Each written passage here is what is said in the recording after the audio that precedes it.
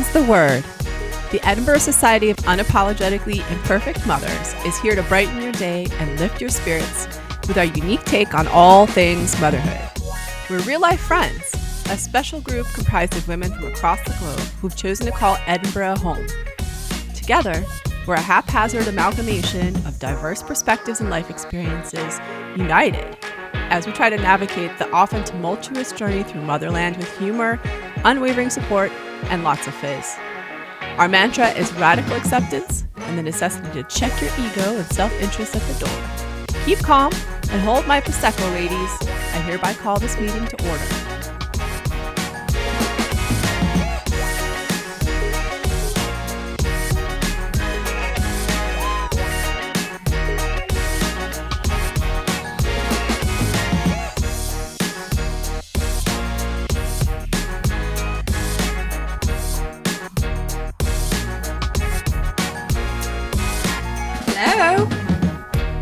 Hi there. Hey, how are you?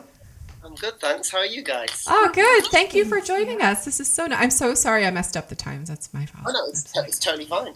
It actually gave me a bit more time to just sort my life out and do the washing up. Excellent. A man who does the washing up. Well, Those are magic I words. live on my own. If I didn't do it, No one else would. Well, there you go. That's good. It's good. I'm Lissy. Nice to meet you, Phil. And Lissy, is that? Yes. Yeah. And I'm Heather. It's nice to meet you. Thanks so much for having me. And how exciting. So you're coming our way. You're coming up to Edinburgh for the Fringe. I am. Is Yes, this for a whole week from the amazing? 11th to the 17th. Amazing. The 11th to the 17th. And is this your first Fringe experience? So I've been a few times as a punter. Lovely. Okay. And always love it. And like I'm a hardcore Edinburgh Fringe. Like we get about 9 shows in a day. Like Wow. we go the back, Yeah. running in between, shoving food in our face in between shows, and like we go pretty hardcore. Amazing. I mean, the Um, amount of energy you've got to have to produce the show 9 9 shows a times day. in a row. That's insane. Yeah. Yeah. That's a lot. We go hardcore to Edinburgh. But I brought a show. I directed a show years ago, like 2008, like a new musical that was called Chat, the internet musical, when chat rooms were still a thing. Oh, cool. On that. But then I haven't brought a show since then.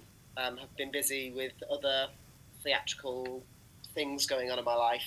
And last year, so I've started working at a children's theatre company in the past few years. Oh, lovely. Very cool. We specialise making children's family theatre. Oh. And so last year at the Fringe, I was desperate to see more children's theatre Yes. and found that a lot of it wasn't quite what I was after. It was a lot of science shows or nursery rhymes and comedy, and there was nothing that was like a well-crafted story, or at I least agree. not in the time that we were there. I was struggling to find the sort of stuff that I wanted to see, and saw a gap in the market and was like, I'm going to bring something. This time next year, I'm going to be here. I'll have made a show. And amazingly, by the skin of my teeth, I've just about done it. I love Fabulous. it. Fabulous. Fantastic. Well, tell us about the show. Tell us everything about it. So to start from the beginning, I run a Halloween event in Chester, in the northwest of England. Love Chester. It's called Chester Wizard School, and it's a Harry Potter inspired immersive event. I have a team of 10 people who I know from working in community theatre, but most of them are teachers as well. They're full-time teachers, and they are perfectly positioned to be the perfect cast in this immersive experience, working with kids, creating these characters of these professors of different sort of areas of wizardry, as well as just being great with kids. And so that's been running now. We're in our 9th year Wow. of running Amazing. Wizard School, and we see like 1,000 people come in through the doors each year. Love that. And it's a sellout event, and it's one of my favourite things that I do. And they get to make potions and go to herbology lessons. Wow. And there's a divination tent that is part of this thing. That is, so far, it's been a self-led activity with crystal Incredible. balls and crystals and teacups with tea leaf patterns in the bottom. And so when I was trying to think about a show that I wanted to take to Edinburgh, the idea of turning the Divination Tent into an immersive show, I had all of the materials and the basic ideas and the bones of it there. So I just started creating a story about Professor Listworth. That's my character. Yes. He's called Hugo Listworth. Yep. About when he was 7, he started becoming fascinated with the idea of the story of his future in his palms and palms stream. And then he delves into other areas. We've got some large tarot cards That's so that we've made for the show, and there's tea leaf reading and crystal balls, and a moment where we get all of the kids to lie down on their backs with the cushions under their heads and look up at the stars, and we've got a star projector. Gorgeous. So it's a really simple story about a young man trying to discover what his future holds. Ooh. And it's told in an immersive, interactive way where the kids all get to get involved and have a go at deciphering some things in their future as they go. Wow. I love that is so cool. That's so fun. I think so this fun. sounds so exciting. Yeah. Oh, that's And so lovely. what is your kind of like projected age range?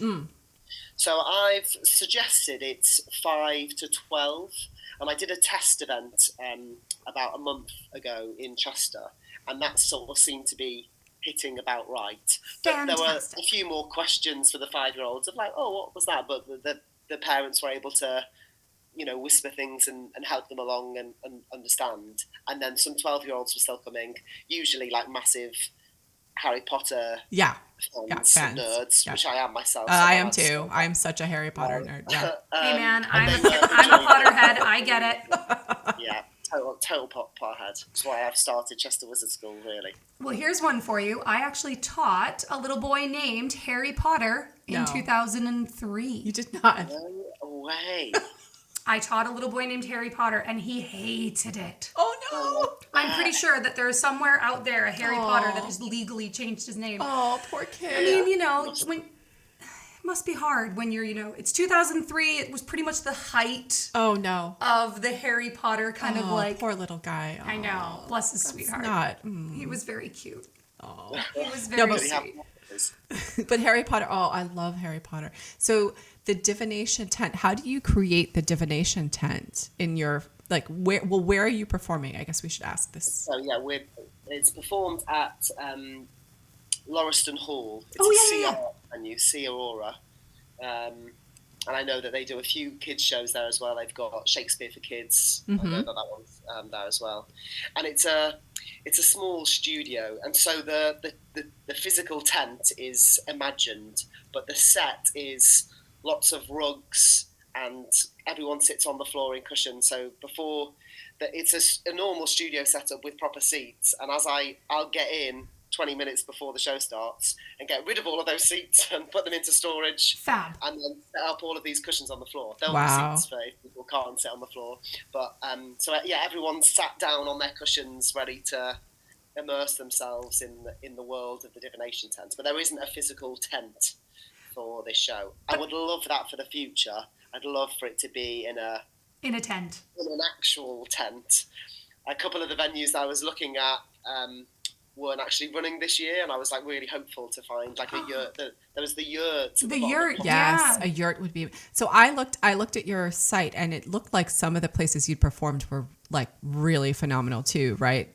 Down in Chester, you had some beautiful grand hall, So our regular venue in Chester is called the St Mary's Creative Space, and it's a beautiful, versatile, and it used to be a church, and it's been turned into an arts centre, and it's. For Wizard School, it's the main character because the kids come in through those big double doors. And, wow. There's all these stained glass windows in this, it's the main like character. Hogwarts. I'm getting really excited about this because I love Harry Potter. I think this just sounds like so much fun. So the parents are involved as well. You get to go as a parent with your child. Okay. Yeah. Parents stay for both Wizard School and Divination Tent. Amazing. Parents stay and are encouraged to get involved as well. Part of what we do at my work at Theatre Porto in Ellesmere Port, and what I sort of is my whole ethos in when I'm creating work, is to try and get parents and children to play imaginatively together. I love that. It's a really beautiful thing when both are using their imaginations and, you know, batting ideas back and forward, and both being completely immersed in the magic. And we don't give ourselves permission to do that a lot as grown-ups. No. I totally agree. If you're in a situation where there are other grown-ups modelling that, like my other professors playing imaginatively with the children, then the grown-ups are encouraged to do that as well, and I have permission to do it, and it's so beautiful to watch. I think that's fantastic. I love that. And I love the idea of getting the kids out of a chair and sitting on the floor and just really getting into it. Because, I mean, there's nothing worse than taking the kids to see a Fringe show and they're just sitting there like, you know. Yeah. Within 7 seconds. Involved. Yeah. I know. And I love the idea that they're just getting involved. And it must facilitate some really lovely, like, little moments of connection between parents and children as well. Yeah, totally. So the section where they'll all get their own little teacup to look inside, and there's sort of like vague shapes in there, and they have to pick out something they see, and then we've got a dictionary of what that might mean. Oh, that's so cute. I love that. But it's so lovely, like, to see them all getting excited and whispering things about what they can see, and the parents are all desperate to look in there as well and see. I bet. What's going on? What's going on? Yeah, what's going on? I have a feeling that we're going to have way too much fun at this show. I know. I don't. Honestly. Well, I mean, you've hit the nail. You've ticked all my boxes, because I've got a 5-year-old, a 10-year-old, and a 12-year-old. Oh, great. So, I'm sorted. a Potterhead, so yes. What's not to love? And mine are 10 and 12, or going to be 12, so no, it's perfect. Please tell me that costumes are encouraged. Absolutely. Yes. Yes. For parents. I mean, phew, another wear of the Harry Potter robes. Bring that cost per wear down. Bring it on. Yeah. Bring it. I remember when I was last in Edinburgh. So another reason for the Divination Tent, I think, for me was, as I was just walking around or running around Edinburgh, going from show to show, there are so many kids in Edinburgh, like visitors of Edinburgh, that are there because of the pull of course, of the connections of Edinburgh to Harry Potter. Definitely. And I was thinking, it's going to be so easy for me to be walking through the streets going, there's a kid that would like this show because they're wearing a Harry Potter thing, so they're into wizards and witches. Here, have a flyer. Definitely. Just go to Greyfriars Kirk. I mean, that's where like the Harry Potter crews emerge, is, you know, everyone's looking for the tombstones with the Harry Potter names and everything. I mean, I always see people dressed up. Oh, absolutely. Every single Harry Potter tour goes through Greyfriars Kirkyard, and they all kind of like do their little chats over by McGonagall's gravesite and over by Tom Riddle's gravesite. Yes. I mean, poor Tom Riddle. That poor man. I know. He was probably really nice. He was probably a really nice guy. It's so sad. And you see the Potters. The Potters are there as well. Yeah. So I think that would be perfect. Yeah. A perfect space for you to hand out flyers. Oh, that's so cool. And there's an ice cream shop right there as well. Alandus. Definitely. Okay, so in terms of your kind of like Fringe experience, of times past, this is going to be so different then, because this is a proper children's show. Yeah, so or family show, we should say. Yeah, and it's at 10:30 in the morning, so it's an early start. Thank you for that. Thank you for that. I appreciate that. Oh, is that good? Is that good for you? Perfect. Oh my God, perfect. With kids. Oh, 10:30. 10:30. You don't want it to be too early. No, it is the chef's kiss of time slots. Great, because they're not. They're ready to be out the house. Yeah, they're not hungry. They've already been up for like they're hours. Not hungry. They've eaten. Yeah. And it's pre-lunch. Pre-lunch. So you're getting the kids at their optimal time. You're absolutely right. And it's not late. You know, if you have a children's show that's like 3 p.m. I know they're crabby, or they want to be home, or they, you know, you're worried about dinner. Like 10:30. It's like 10:30 is perfect. It's not going to be too hot. Right. You know, they won't have been out all day. You're going to get the kids on their like morning snack. But we're also not waking up early. Yeah, no one's waking up early. I think this is good. This is a very, very good time slot.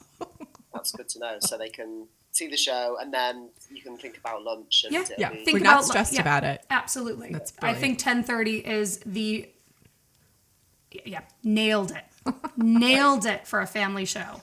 So I love how connected with the Potions Cauldron in town. Yes, absolutely. The one that's over on, is it Frederick Street? They've done a wonderful deal, and they're providing a potion for all kids to take home after the show as well. That's so fun. I want a potion. I know. Can I have potions too? I want a potion. So maybe you have to go to the Potions Cauldron to get yours. That's it. I'm going. I'm there.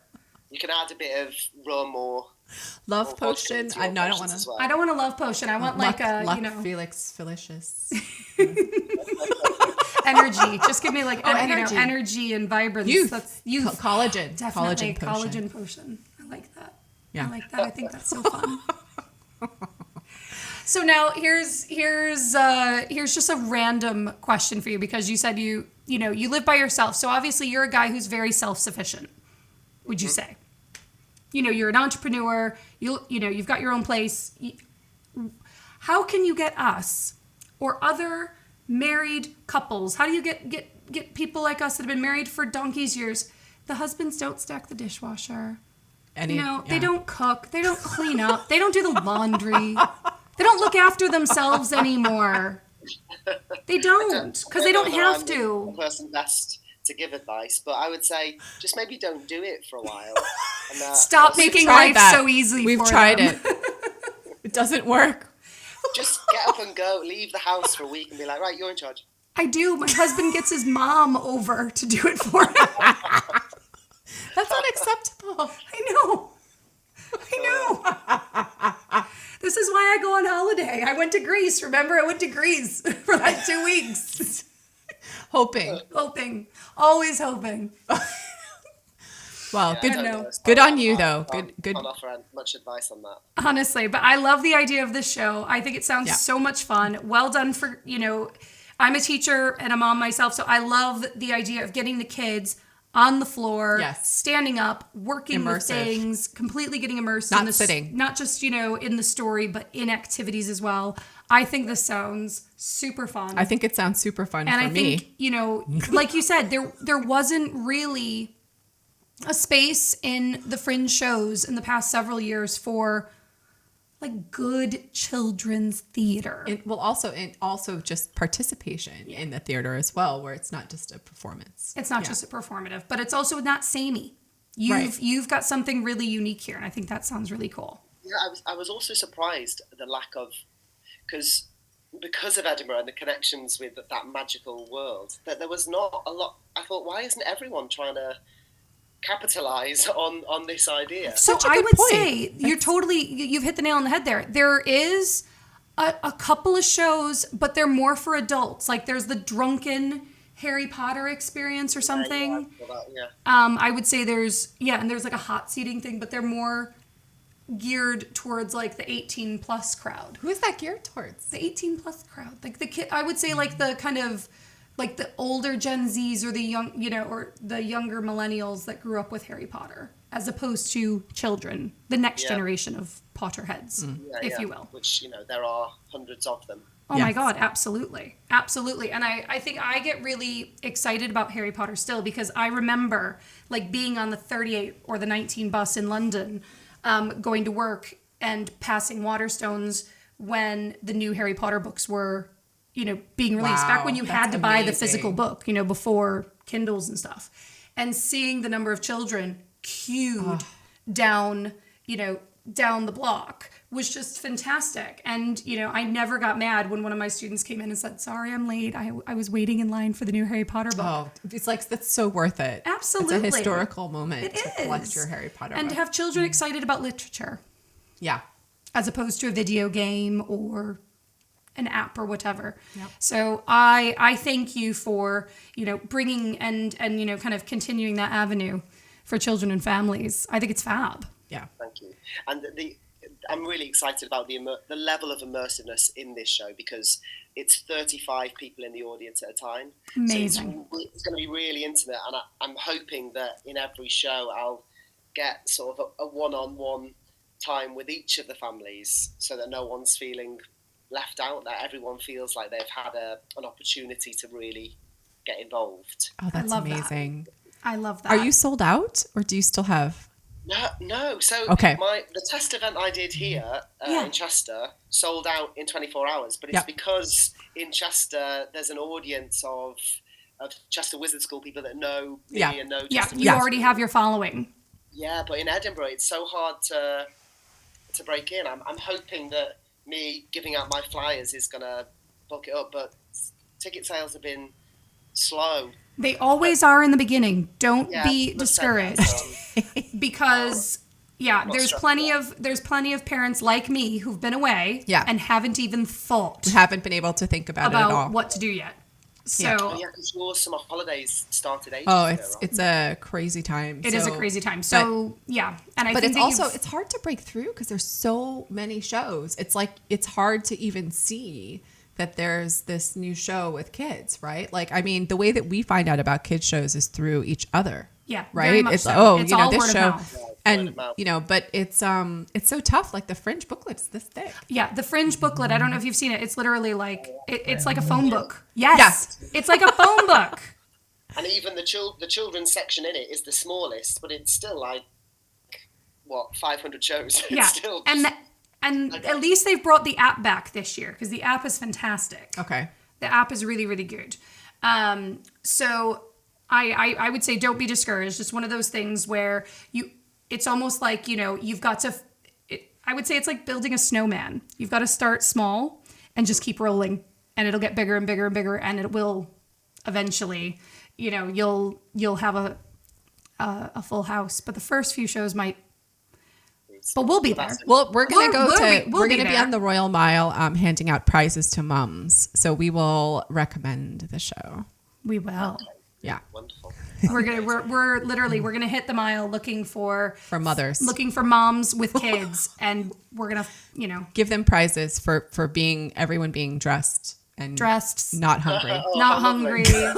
You haven't murdered anyone. Yeah. Absolutely. You're here. Well done. Yeah. You're here. Everyone is here. Everyone's alive. Everyone's dressed. No one, no one's been lost. It'll all be fine. All good. So we'll make sure that we recommend the Chester Wizard School. The Chester Wizard School. I think it just sounds so much fun. The Divination Tent. The Divination Tent. That's it. Yep. The Divination Tent. I think it sounds like so much fun. Sounds honestly. like so much fun. I think I'm going to be more excited than the kids. I'm excited. Yeah, I am excited. Okay, so give us again the timing, the location, please, and we are on in Sea Arts Lauriston Halls on the 11th to 17th of August at 10:30 every day. So we're there for just 1 week. Sensational. Monday to Sunday, the 11th to 17th. Brilliant. And it's like 40-minute long show, so it's not too long. It's nice and snappy, and then Perfect. you'll get your free potion from Potions Cauldron on the way out. wow. Amazing. Honestly, we can't wait. I can't wait. I can't wait to book some tickets and come along, and we'll get the kids to, we'll put it up in the. We're going to promote you on the podcast, but we'll put a little note in the mom chat. Yes. In the school as well. Yes. Make sure everybody gets We're connected busy. to all the mums. Is there anything that you would recommend me to go and see? What's the one thing in Edinburgh? Oh, honestly. In Edinburgh, the city? Edinburgh. The city. The city itself, or? Oh, yes. Yeah. Oh, well. Okay. I mean, there's great restaurants. I don't go anywhere. I know, but I'd say there's great restaurants. My favorite place to go for breakfast is either the Pantry or Greenwoods. The Pantry is down in Stockbridge, and they do amazing waffles. Greenwoods up in town is just heaven. They're so nice. Yep. They're so nice. They do great food. Chez Jules is this little French place where you walk. So it's in the basement, so you walk downstairs, and it's one of those like red checkered, tablecloth type places. Everything's really reasonably priced. There's bonkers art on the wall. Oh, cool. There's a Chez Jules in Chester. I wonder whether they're. Oh, I wonder if they're connected in any way. You never know. And I love walking the city. Yeah, and just walk the city. I think it's beautiful and it's fun. And I love the busyness of the old town during the festival. Yes. But then you can come down into the new town or into Stockbridge or, kind of up the back, like towards like Bruntsfield and Morningside and be a bit more villagey. Yeah. Yeah, great. And if you're going to climb Arthur's seat, please do it in appropriate footwear. Very good point.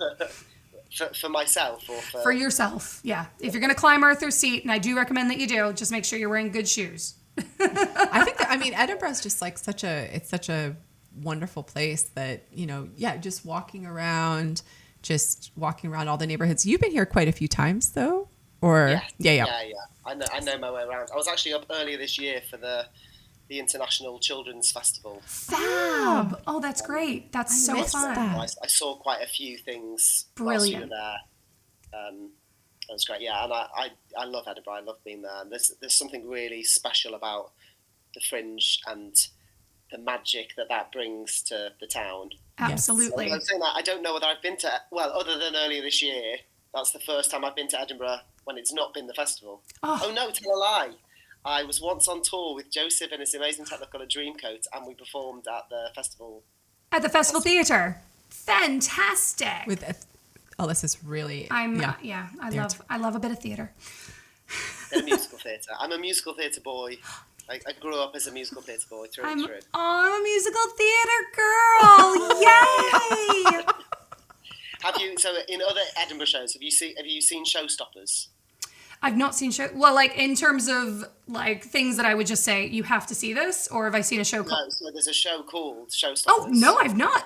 Tell me. It's an incredible improvised musical. Oh, I'm there. So every single show they do something different, and there's a cast of like 8 or 9 and a live makeup. They take suggestions from the audience. Love that. They make up a musical on the spot. Wow, that's crazy. Okay, I love that, because one of my favorite things to see at the Fringe is the improvised Jane Austen show. I love it. I love it. I love a bit of improv. Is that an improv? Jane Austen show? Yeah, they ask the audience for a character and a title, and I think maybe like they might tease out a bit of a plot line. And then they do on Jane Austen. Based on Jane Austen. I love Jane Austen. In full period garb. I love and Jane Austen. Full period kind of shape, like kind of old English. Amazing. Style. It's fab. So I love it. I'm gonna look up Showstoppers immediately. Yeah, it's great. You'll love it. I'm very excited by this. If you're a musical theatre girl, it's definitely one for you. And if you like improv, I think it's called Locomotive Murder or something along those. It's definitely got locomotive and it's definitely got murder. It might be murder on the locomotive. I love a murder show. But it's an improvised murder mystery. That's so fun. And yeah, you give all the character ideas and they don't know who's done it until the end. Fab. Wow. Love that. That sounds really smart. fun. It's really clever. That sounds super fun. Structure. Aw, I love that idea. Oh, Phil, thank you so much for coming on the podcast with us. You've been an absolute delight. And I love the idea of the show. I'm so excited to come and see it. And we'll make sure that we tell everybody to book up tickets and take the fam.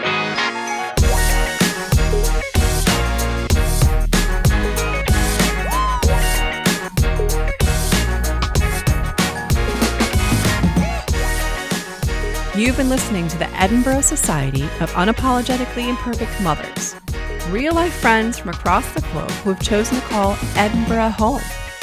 Together, we're a haphazard amalgamation of diverse perspectives and life experiences, united as we try to navigate the often tumultuous journey through motherland with humor, unwavering support, and lots of fizz.